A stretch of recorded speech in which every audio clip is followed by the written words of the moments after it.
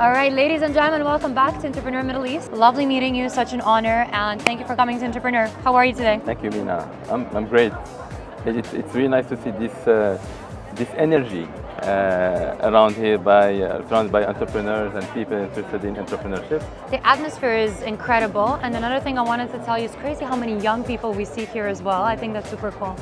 Yeah, and we do feel already old compared to all this young generation that is taking over. But you're there to lead them properly, to make hopefully. them go to the right direction. Yes. Yeah, hopefully. Yeah, they need some guidance from us, but they're definitely, it's a different generation. The speed of change is going very fast, and we already seen the results now. So tell me, how is life at the Bank of Sharjah?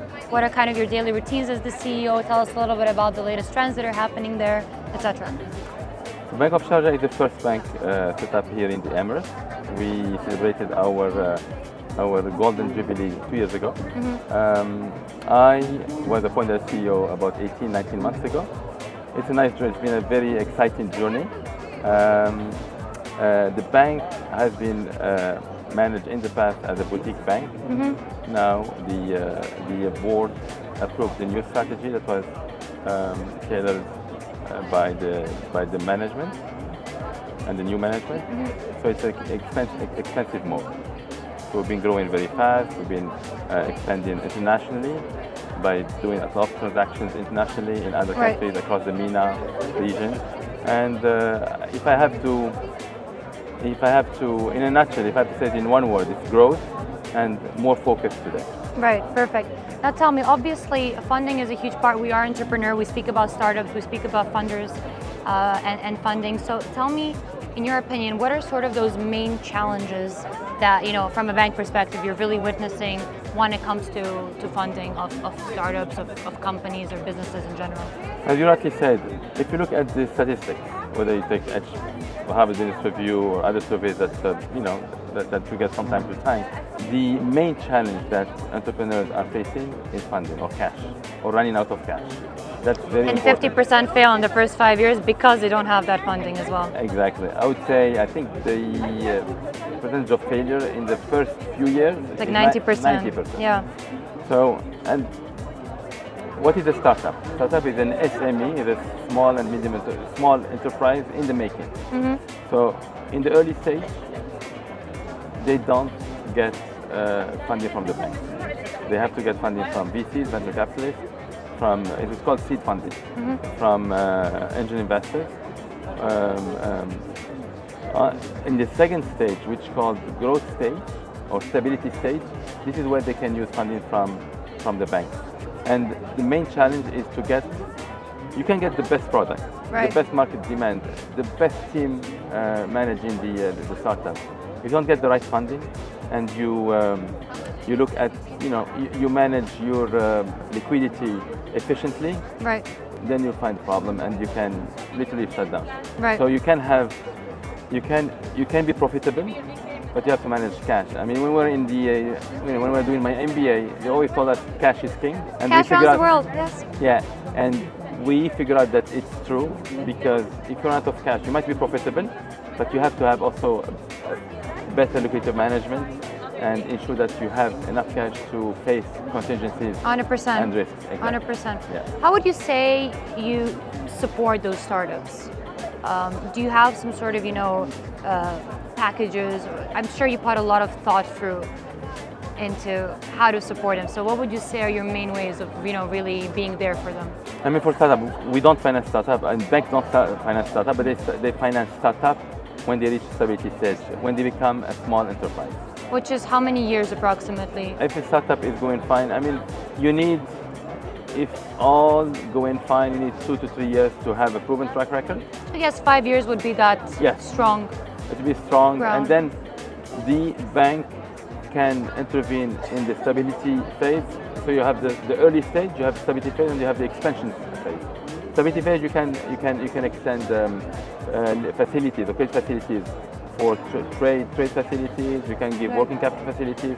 But then at the expansion phase, where you want to scale the business or you expand the business, some of the startups, they can go outside their country, home country.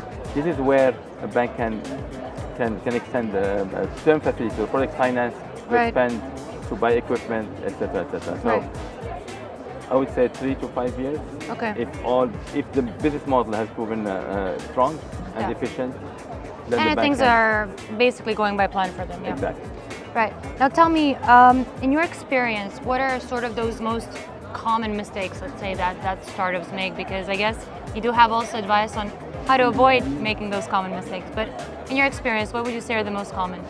You know, again, startups or SMEs, small enterprises. I mean, I think they underestimate the importance of liquidity management.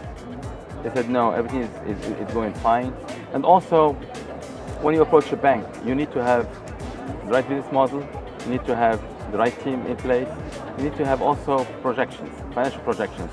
So if the numbers don't stack up, then no bank will fund you, will finance you. Right. And because when we get also these financial projections for the next 5 years, we do sensitize them. We do run by the credit department what we call Analyze sensitivity- them properly. Analyze and sensitize. And we undertake sensitivity analysis. Let's say, what if sales drop by 20%? What if customers don't pay on time? The biggest challenge, the big problem that I see that SMEs or startups would face or are facing today is that they underestimate the importance of cash in the business. Right, the flow. And that can be chaos. You can have a company that is generating losses and still surviving. But a company that can be profitable, but if you don't manage the cash efficiently Right. and properly, you can basically Yes. declare bankruptcy. I completely That's get all. what you mean.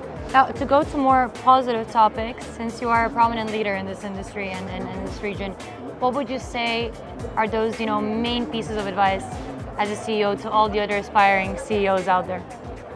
Follow your passion. When you spend 12 or 14 hours in the office and you're passionate about what you're doing, you don't really feel it. Right. You feel like your passion is in the numbers? I love numbers and I love making changes, transforming the bank. I mean, the bank has been there for 50 years Right.